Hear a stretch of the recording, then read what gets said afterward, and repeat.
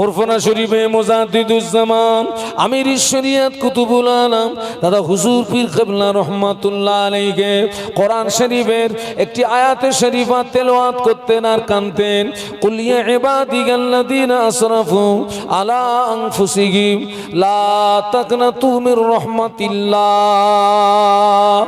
ইন্নাল্লাহা ইয়াগফিরুদ যুনুবা জামিআ ইন্নাহু হুয়াল গফুরুর রহিম। ও আমার ভাইরা, ফুরফুরা শরীফে মুজাদ্দিদুজ্জামান আমির শরিয়ত কুতুবুল আলম দাদা হুজুর পীর কিবলা রহমাতুল্লাহ আলাইহি কোরআন শরীফের এই আয়াত শরীফা তেলাওয়াত করতেন আর ভক্ত মুরিদদেরকে নিয়ে কাঁদতেন আর বলতেন, বাবারা আল্লাহ পাক কোরআন শরীফের ভিতরে এই আয়াত শরীফা যদি নাজিল না করতেন আমি আবু বকর আমি বুক ফেটে মরে যেতাম। আল্লাহ পাক কোরআন শরীফের ভিতরে এই আয়াত শরীফা যদি নাজিল না করতেন আমি আবু বকর আমি বুক ফেটে মরে যেতাম। কেননা কাল কিয়ামতের ময়দানে আল্লাহ পাক এই আয়াত শরীফার উসিলায় আমার আল্লাহ তার কোটি কোটি কোটি কোটি কোটি কোটি কোটি কোটি বান্দা বান্দি দিগকে আল্লাহ পাক নাজাত দান করবে। জোরে বলতে পারলেন না? লা তাকনাতু মির রাহমাতিল্লাহ। আল্লাহ বলছে, বান্দা খবরদার তুই যেন আমার রহমত থেকে বলুন নৈরাশ হয়ে যাস না। সে আল্লাহ আজও আছে না নেই? আল্লাহ লা তাকনাতু মির রাহমাতিল্লাহ। তুমি কত অপরাধ করেছো, ফিরে এসো। হ্যাঁ, তবে দুটো অপরাধ আল্লাহ মাফ করেন না। একটা হচ্ছে কেউ যদি শিরক করে ওটা মাফ হয় না। অপরটি হচ্ছে কেউ যদি বান্দার হক নষ্ট করে, যার হক নষ্ট করেছে তিনি যতক্ষণ ক্ষমা না করবেন আল্লাহ ততক্ষণ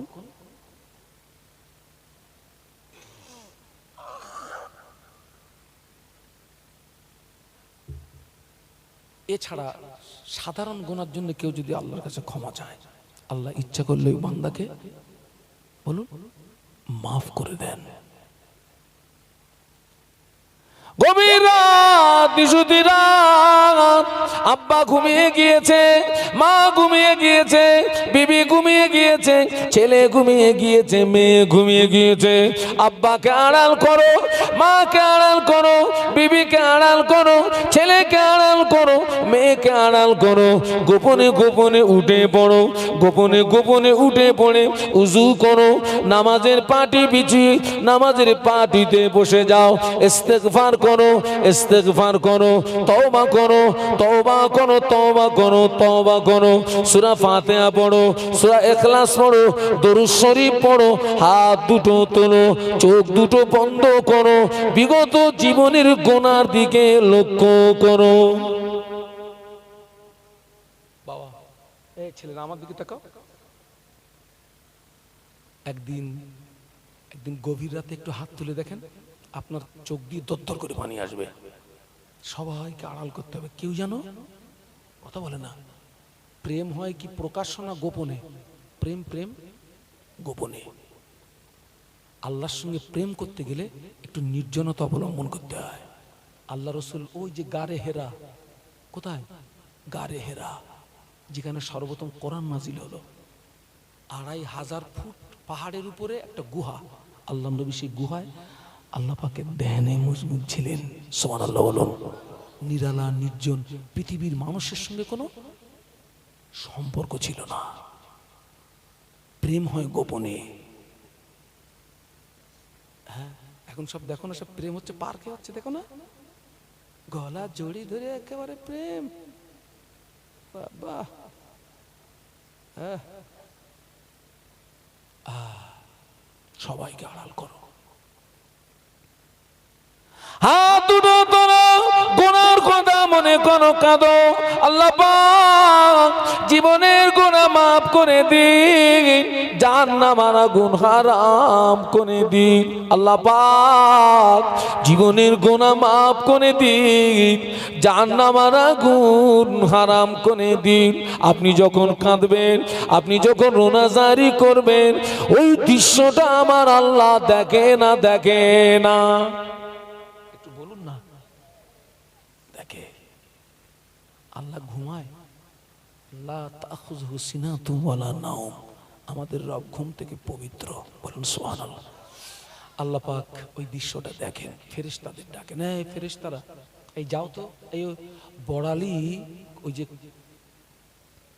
কারবালার ময়দান, ওখানে যাও তো, এই গভীর রাতে আমার কিছু বান্দা কাঁদতেছে, ওরা কি বলছে একটু শুনে এসো তো। ও আমার মালাইকারা, চলে যাও ওই বড়ালির কারবালার ময়দানে, আমার কিছু সংখ্যক বান্দা এই গভীর রাতে কাঁদতেছে। ফেরেশতারা বান্দার পাশে দাঁড়িয়ে যায়, বান্দা কাঁদতেছেন, আল্লাহ পাক জীবনের গুনাহ মাফ করে দিন, জাহান্নামের আগুন হারাম করে দিন।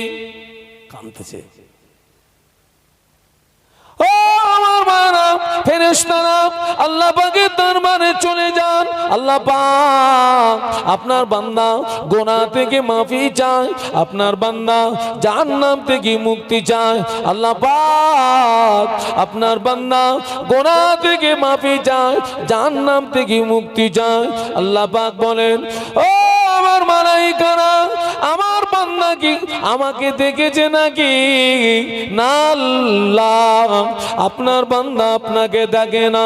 আল্লাহ পাক বলেন, ও আমার মালাইকারা, আমার বান্দা আমাকে না দেখে, আমার বান্দা আমাকে না দেখে, আমার বান্দা যদি এতই রোনাজারি করে, আমার বান্দা যদি এতই রোনাজারি করে, আমার বান্দা যদি এতই কান্নাকাটি করে, আমার বান্দা যদি একবার আমি আল্লাহ পাক আমাকে দেখতো, কতই না রোনাজারি করতো, কতই না কান্নাকাটি করতো।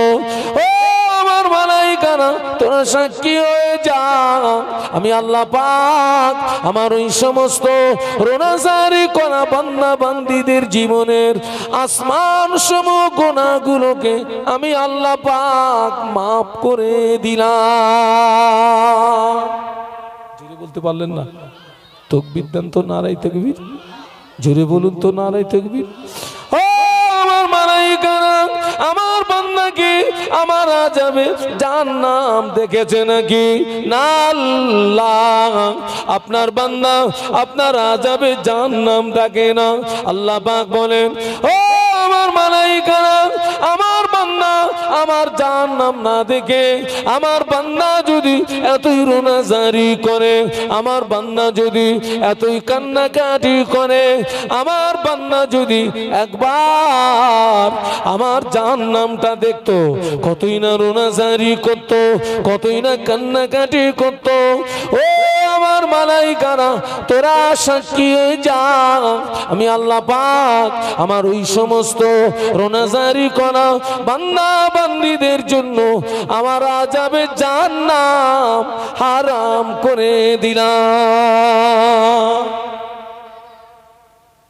হ্যাঁ, এখনো সময় আছে বাবা ফিরে আসার, এখনো সময় আছে বাবা, ফিরে আসার সময় আছে, তওবা করার সময় এখনো আছে। দমটা ফুরিয়ে গেলে রাস্তাটা বন্ধ হয়ে যাবে, দমটা ফুরিয়ে গেলে।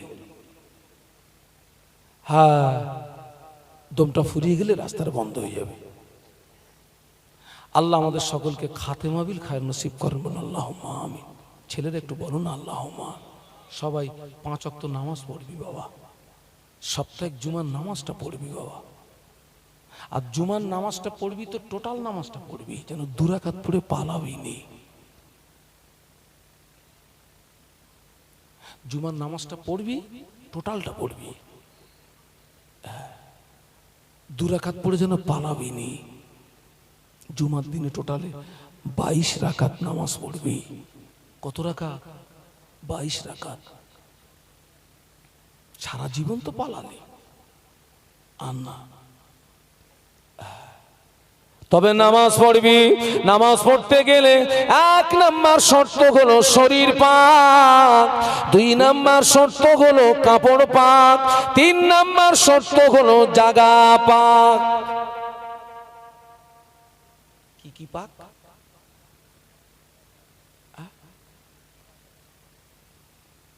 1 নাম্বার শরীর পাক, 2 নাম্বার কাপড় পাক, 3 নাম্বার আমরা সাবালিকা মানে গোসল ফরজ হওয়াটা স্বাভাবিক। অনেকে ফরজ গোসলের নিয়ম জানেনি, গোসল ফরজ হয়েছে হেঁয়ে মারি বলে পুকুরি পড়েছে, ওরে বাবারে বলে উঠেছে, গোসল হবে না। গোসলের ফরজ হলো 3টি। কটা বলো তো খোকা? কি কি কে বলতে পারো?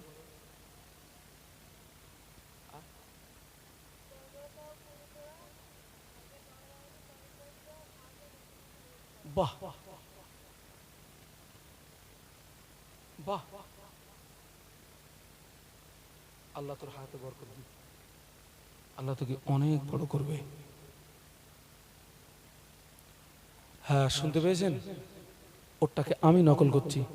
1 নাম্বার হলো গড়গড়ে কুল্লি করা, 2 নাম্বার হলো নাকের নরম মাংস পর্যন্ত পানি পৌঁছানো, 3 নাম্বার হলো উত্তম রূপে সমস্ত শরীরটা একবার ধৌত করা। এই হলো গোসলের 3টে ফরজ। উজুর ফরজ হলো 4টি। গোসলের ফরজ, উজুর ফরজ,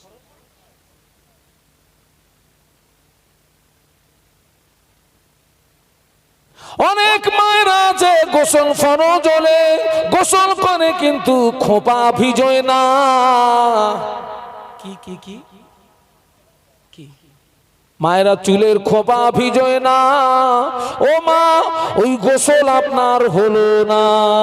অনেক মায়েরা আছে নখের আঙুলে কি দেয়? নখের আঙুলে না, আঙুলের নখে কি দেয়? নেক পালিশ, নোল পালিশ, ঘোড়ার পালিশ। ও মা, আপনার নখে যদি ওই ঘোড়ার পালিশ থাকে মা, আপনার উপরে যদি গোসল ফরজ হয়, ওই মায়ের মাথায় যদি আটলান্টিক মহাসাগরের পানি ঢেলে দেওয়া হয়, ওই মা বোনের শরীর পাক হবে না। আর যুবক তোদের বলে যাচ্ছি, 40 দিন অন্তর 2টো জায়গা লোম সাফ করবি বেটারা। বগলের লোমটা সাফ করবি, নাভির নিচে লোমটা সাফ করবি। এই 2 জায়গার লোম যদি সাফ না করিস, তোরে বাদা তোর দোয়া আল্লাহ পাকের দরবারে কবুল হবে না। অনেকের বগল দেখেছি পুরো সুন্দরবনের জঙ্গল। আমার চিন্তা হয়, হায় রে, বগলের যদি এই অবস্থা হয়, শোরুমের যদি এই অবস্থা হয়, বেটার গোডাউনের অবস্থা কি? 40 দিন অন্তর 2টো জায়গার লোম যদি সাফ না করিস, তোরে বাদা তোর দোয়া আল্লাহ পাকের দরবারে কবুল হবে না। আমার কথাগুলো মনে থাকবে?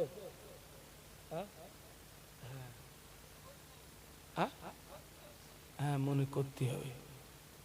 খোকা, আমি চলে যাচ্ছি বাপ, আমার জন্য দোয়া করিস, দোয়া করিস। আমি চলে যাচ্ছি, আর এক জায়গায় গিয়ে এখন আমার নাঙল ধরতে হবে। আমি চলে যাচ্ছি, আমার পরে আসবে আমার ছোট ভাইয়ের মতো হযরত মাওলানা আব্দুল কাইয়ুম সাহেব, হরিন্দা হরিন্দা। আমি ওনাকে খুব স্নেহের নজর দেখি। ভদ্র নম্র ছেলেটা, ভদ্র নম্র, আদব আছে। হ্যাঁ, ছোটরা বড়দেরকে স্নেহ করবে, বড়রা ছোটদেরকে সম্মান করবে। এখন ওটার আছে, একটু একটু ছেলে বলতেছে, এই দাদা ওট, কোথায় সম্মান, কোথায় চলে গেছে? আমার ছোট ভাইয়ের মতো আব্দুল কাইয়ুম সাহেব, তিনি আসবেন, তিনি আপনাদেরকে নিয়ে আখেরি দোয়া মোনাজাত করবেন। উনি অসুস্থ, আমি অসুস্থ বাবা। আমি কম বেশি 16 বছর অসুস্থ, 16 বছর। আমাকে ডাক্তার বলেছে কি জানেন, রাত 10টার মধ্যে ঘুমাবেন। তো কবে যাবি রাত 10টায় ঘুমিয়েছি, ওটা মনে বলতো সকাল 10টায়, এটাই বলতে পারবো সকাল সকাল। দোয়া করবেন আল্লাহ যতদিন হায়াতে রেখেছেন, আল্লাহ আমার মুজাদ্দিদুজ্জামানের সিলসিলার খেদমত করার তৌফিক দেন, বলো না আমিন। বাবা, এই ওয়াজ নসিহত করতে গিয়ে আমাদেরকে অনেক প্রশ্নের সম্মুখীন হতে হয়। যেমন কিছু কিছু মানুষ আমাদেরকে প্রশ্ন করে যে হুজুর, আপনারা এই প্রতি রাতে 2-3টে করে মাহফিল করছেন আর হাজার হাজার টাকা নিয়ে বাড়ি যাচ্ছেন, মানুষ পরিবর্তন হয় না কেন? মানুষ হেদায়েত হয় না কেন? এরকম একটা প্রশ্নের সম্মুখীন আমাদের হতে হয়, এবং প্রশ্নটা কিন্তু খুব ভাইটাল প্রশ্ন, যে আপনারা প্রত্যেক রাতে 2-3টে করে মাহফিল করছেন, হাজার হাজার টাকা নিয়ে বাড়ি যাচ্ছেন,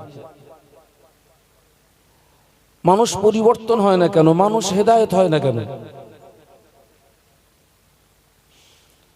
দেখুন, তামাম পৃথিবীর জমিনে যত আলেম, তামাম পৃথিবীর জমিনে যত মুফতি সাহেব,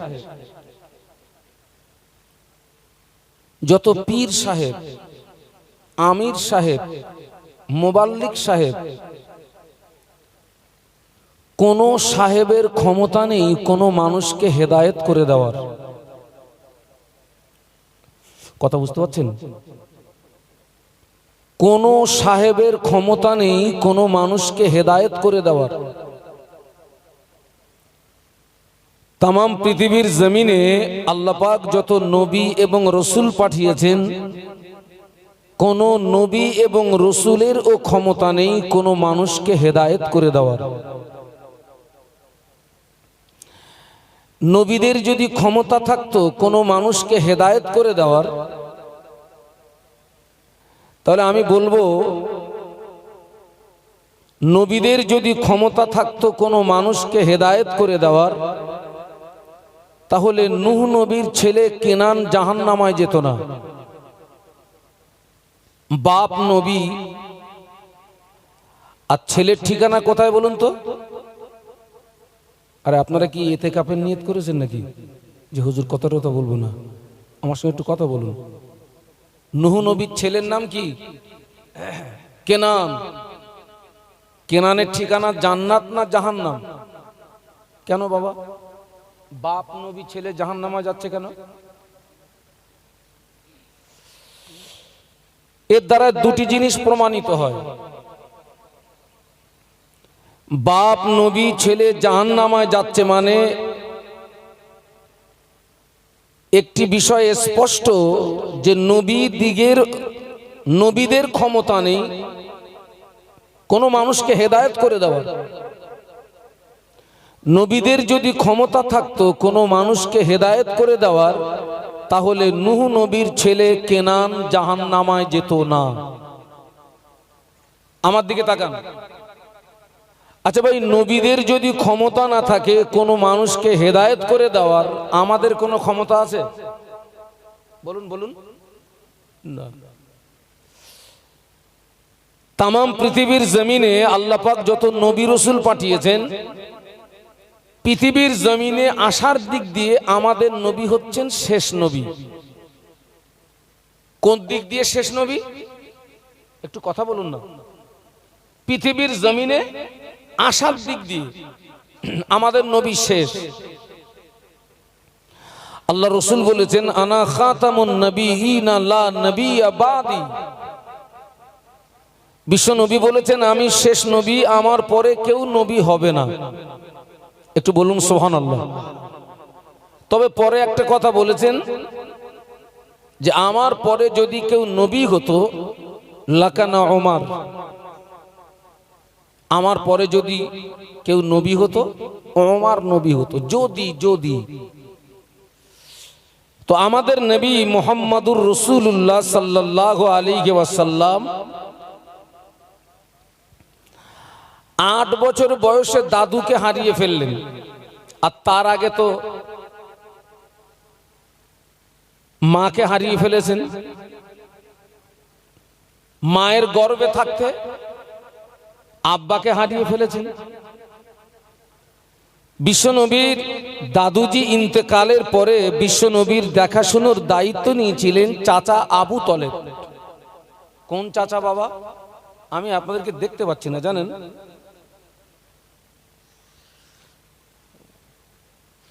আবু তলেব হলেন ওই জমানার কাবার মোতাওয়াল্লি, যিনি হচ্ছেন হাসিম বংশের নেতা, যিনি একজন সম্মানীয় ব্যক্তিত্ব, একজন পাওয়ারফুল মানুষ। তো আল্লাহর রসুল ওই আবু তলেবের তত্ত্বাবধানে থাকাকালীন 40 বছর বয়সে নবুয়ত পেলেন। একটু বলুন সুবহানাল্লাহ। নবুয়ত প্রাপ্তির আগ পর্যন্ত বিশ্ব নবী হচ্ছেন হুকমান নবী, আর নবুয়ত প্রাপ্তির পরে তিনি হচ্ছেন হাকিকাতান নবী।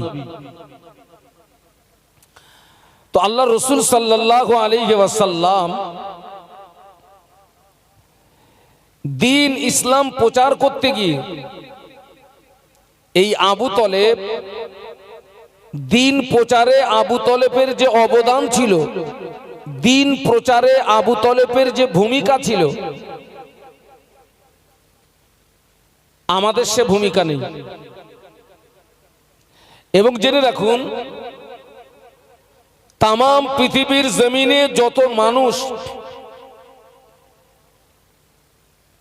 তামাম পৃথিবীর মানুষ সাহাবীদের বাদ দিয়ে আমরা নবীকে যে ভালোবাসা দিয়েছি, ওই ভালোবাসা যদি এক পাল্লায় রাখা হয়, আর আবু তলেব নবীকে যে ভালোবাসা দিয়েছিলেন ওই ভালোবাসা যদি অপর পাল্লায় রাখা হয়, আবু তলেবের নবী ভালোবাসার পাল্লাটা ভারী হয়ে যাবে। একটু সুবহানাল্লাহ বললেন না? আর একটু মহব্বতে বলুন। কিন্তু জানেন, ওই আবু তলেবের ব্যাপারে নবীর মনে একটি চাপা কষ্ট ছিল। কষ্টটা কি বলতে পারেন?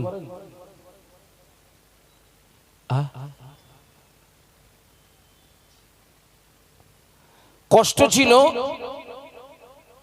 আবু তলেব কলেমা পড়েছিল বাবা, একটু সবাই মিলে বলুন না। না, আচ্ছা, আবু তলেব কলেমা পড়েনি, কেউ যদি বলে নবীর দোষ, কথাটা ঠিক হবে না ভুল হবে?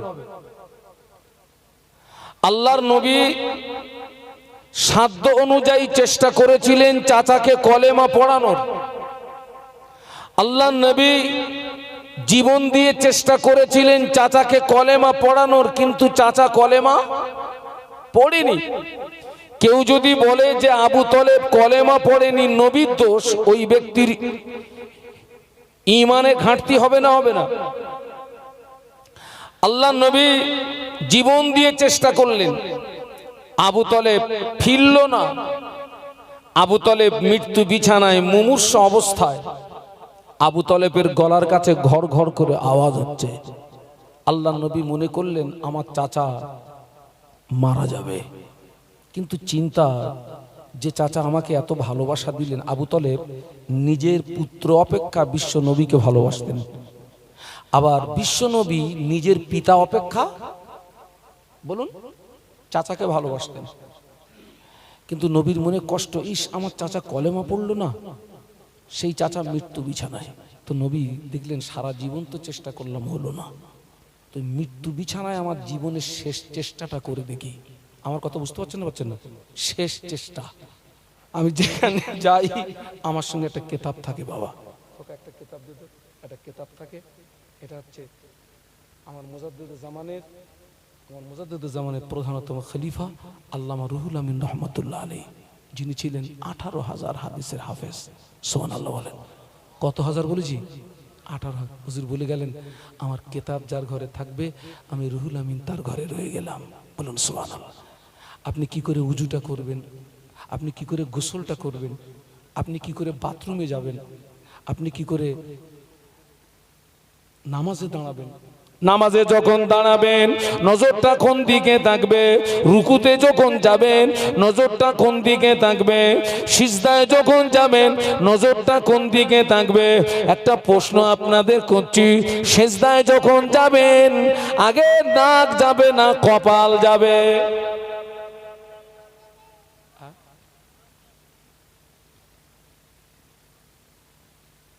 হলো না।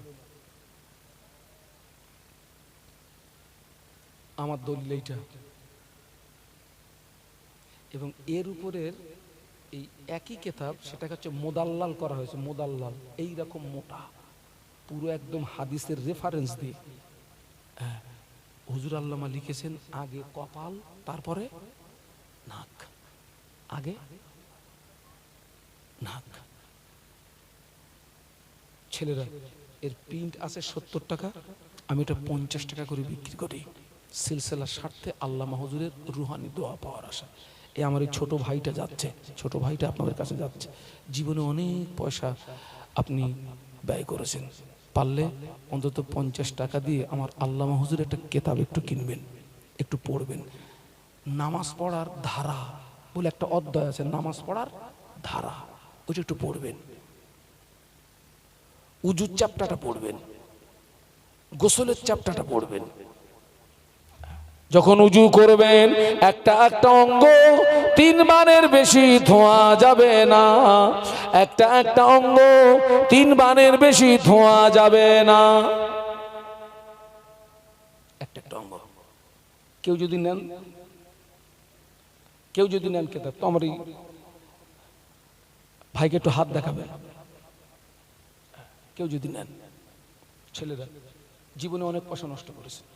আমি বিদায় নিচ্ছি, শেষ কথা বলছি, আপনাদের এই গ্রামে যদি কোনো এতিম ছেলে থাকে, এতিম ছেলে, তাকে যদি হাফেজে কোরআন করতে চান আমাকে দেন, ওর পুরো খরচ আমার, ওর পঠন পাঠনের খরচ, পোশাক আদি, আল্লাহ ওর হায়াতে ভালো রাখুক, ও যদি কোনো অসুস্থ হয় ট্রিটমেন্ট, টোটাল খরচ আমার, আমি যতদিন হায়াতে থাকবো। যদি ছেলেটা এতিম হয় আমাকে দেন, আর যদি এমনি স্বাভাবিক ছেলে হয়, যদি তাকে হাফেজে কোরআন করতে চান আমাকে দিতে পারেন। আমার মাদ্রাসার নাম আল আমিন মাদ্রাসা ও এতিমখানা, যার সালে সব 24 এবং 25 মাঘ। আপনাদের সকলকে দাওয়াত দিচ্ছি 24-25 মাঘ। যেতে না পারলে দোয়া করবেন, আল্লাহ পাক যেন প্রতিষ্ঠান কবুল করেন, ইসালে সব কবুল করেন। বলুন আল্লাহুম্মা আমিন, বলুন আল্লাহুম্মা আমিন। ছেলেরা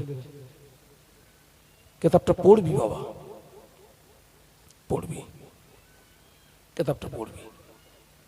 আল্লাহ রাসূল বলেছেন উতলুবুল ইলমা মিনাল মাহদি ইলাল্লাহ, জ্ঞান অর্জনের সময় হচ্ছে দোলনা থেকে শুরু করে কবরে যাওয়ার আগ পর্যন্ত। পড়বেন উজুটা কি করে করবেন, গোসলটা কি করে করবেন, তায়াম্মুমটা কি করে করবেন। যারা অসুস্থ মানুষ তায়াম্মুমটা কি করে করবেন, মৃত্যু ব্যক্তির গোসলটা কি করে দেবেন, কাপনের কাপড়টা কি করে কাটবেন, আকিকা কি করে করবেন, কুরবানি কি করে করবেন, রোজার নিয়ত কি, ইফতারের দোয়া কি, কোন কোন কারণে রোজা নষ্ট হয়, কোন কোন কারণে রোজা নষ্ট হয় না, সব পেয়ে যাবেন। আল্লামা হুজুর লিখে গেছেন, দুহাত দিয়ে লিখে গেছেন। হুজুর বলে গেলেন আমার কিতাব যার ঘরে থাকবে আমি রুহুল আমিন তার ঘরে রয়ে গেলাম। বলুন সুবহানাল্লাহ। আর আপনারা সকলে আমার মুজাদ্দিদুজ্জামানের সিলসিলার মহব্বতের মানুষ, আল্লাহ যেন আমাদের প্রত্যেককে মরণ পর্যন্ত এই সিলসিলার উপরে কায়েম রেখে দেন। বলুন আল্লাহুম্মা আমিন। এই সিলসিলা খাঁটি সিলসিলা, দুধে ধোয়া সিলসিলা। এই সিলসিলার গাড়িতে বসে নেক আমল করবেন, আল্লাহ আপনাকে জান্নাতে পৌঁছে দেবে ইনশাআল্লাহ। আল্লাহ আমাদের সকলকে খাতেমা বিল খায়র নসিব করুন। বলুন আল্লাহুম্মা আমিন, বলুন আল্লাহুম্মা আমিন। হুজুর এসছেন, আমি আপনার কাছ থেকে বিদায় নিচ্ছি, ছোট্ট একটু দোয়া। আল্লাহুম্মা আমিন। রব্বানা আতিনা ফিদ দুনিয়া হাসানা ওয়া ফিল আখিরাতি হাসানা ওকিনা আযাবান নার। আল্লাহ আমরা সকলে গুনাহগার, খাতাকার, সিয়াকার, দয়াময় দয়া করে সকলের জীবনের ছোট বড় সমূহ গুনাহ মাফ করে দি। আমাদের আব্বা মা, বিবি, ছেলে মেয়ে, মোহব্বতের মানুষ, উম্মাতে মুসলিমা, জীবিত মৃত সকলের জীবনের গুনাহ মাফ করে দি। এই গ্রামে যত কবরবাসী, যদি কারো কবরে আযাব হয়, আযাবে কবর মাফ করে দি। মুর্দাদের কবরগুলো জান্নাতের নূর দিয়ে গুলজার করে দি। আল্লাহ মাহফিল কবুল করুন। আমি যে আলোচনা রেখেছি কবুল করুন। আমার মাওলানা সাহেব আমার ভাইকে কিছু আলোচনা করবার মতো তৌফিক দি। আমাদের বলা, আমার ভাইদের, মায়েদের, বোনেদের শোনা শোনা বলা অপেক্ষা উভয়কে আরো বেশি বেশি আমল করবার মতো তৌফিক দি। আল্লাহ পাক কাল কিয়ামতের ময়দানে কঠিন মুসিবতের সময়ে এ মাহফিল আমাদের সকলের জন্য নাজাতের ওসিলা বানিয়ে দেবেন। লা ইলাহা ইল্লাল্লাহু মুহাম্মাদুর রাসূলুল্লাহ। আমার ভাই এসছেন, তাকবীর দেন তো, নারায়ে তাকবীর। আয় জোরে জোরে বলেন নারায়ে তাকবীর, আরো জোরে।